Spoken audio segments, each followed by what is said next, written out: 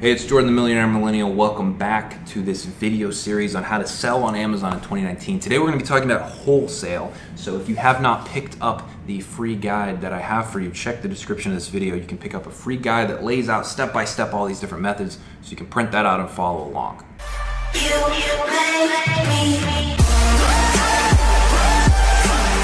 Now, wholesale is awesome. It's very similar to private label. There's a lot of similarities, a lot of things that you'll still need to know, a lot of skill sets that you'll still need to attain. But in the end, it's going to be finding companies and brands that want to work with you and then building a relationship with them. And then, of course, how to build a relationship with them is you want to just give them stuff before they ask for it. I know I just knocked out all these things, but I'm going to elaborate on each of these steps. So finding companies or brands that want to work with you. It can be as simple or as complicated as you want to make it. It can be as simple as going to a trade show, talking to a bunch of different brands there and say, hey, I'd like to sell your products on Amazon. That is probably not going to get that good of a response rate, to be honest. What's worked really well for me when it comes to finding companies, and I've landed some really insane brand deals, products that sell, thousands and thousands, maybe even tens of thousands of units as a whole per month. And so there's a lot of volume there. And the way that I was able to get those brand deals is do a lot of research about the brand before you ever contact them. So a great way is to get on Amazon and go through either the best sellers or the hot products or whatever, and just find different brands.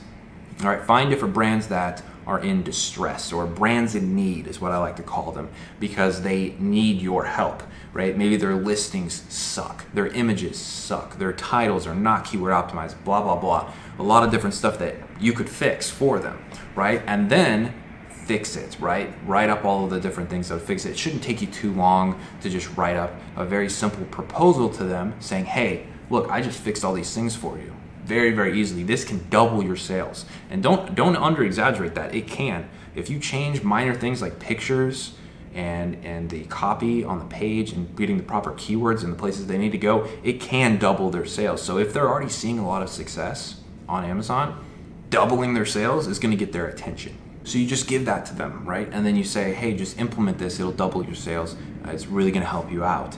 And then hopefully they'll, listen to you and actually do it. Well, a lot of the times they won't. So just expect denial, expect them to say no. But the people that say yes and they actually implement it and they see results, they're going to say, oh, wow, this person knows what they're talking about. And they're going to come back to you for advice on Amazon. And that's kind of where you want to be in their mind is, this person knows a lot about Amazon, and so I'm going to ask them when I have any Amazon related questions. You kind of become the expert, if you will, on Amazon to them, and they're going to ask questions to you when they have any problems.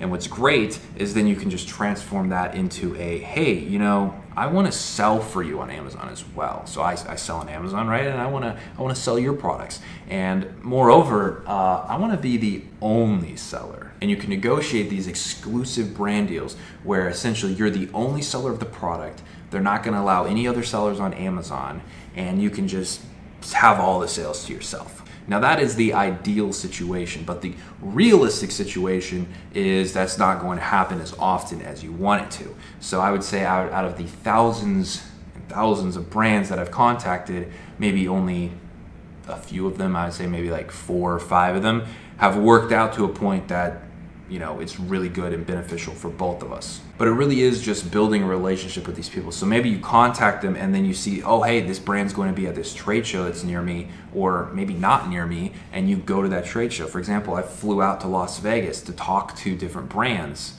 just so I could build a better relationship with them. And that's things that you want to do with wholesales. You want to build a relationship, become known as an expert in their mind on Amazon, and then you want to push for, hey, I want to sell your products, and I also want to be the only seller of your products. And that starts by just giving them really valuable stuff up front, completely for free. Don't ask for anything in return. Just be like, hey, I redid your listing. It's going to make your sales a lot better. Here you go. Now you can see there's a lot that you kind of have to do just to get in the door, and that's why I outsource most of this to a virtual assistant in the Philippines. And in the next video, we're going to talk about all about outsourcing and scaling and how you can take a lot of time off of your own plate very inexpensively by using virtual employees, people that just work on the other side of the planet, but they get a lot done for you in your business. So that about wraps up wholesale. And in the next video, we're going to talk about how to hire employees. And I know that that scares a lot of people. You forget, oh, I don't need to hire employees. But the thing is, you can actually hire employees from the very beginning. I have a lot of students that don't have a ton of time. And so they're like, oh, you know, I don't have time. I've got kids, I've got a job. I don't have time to do this Amazon business.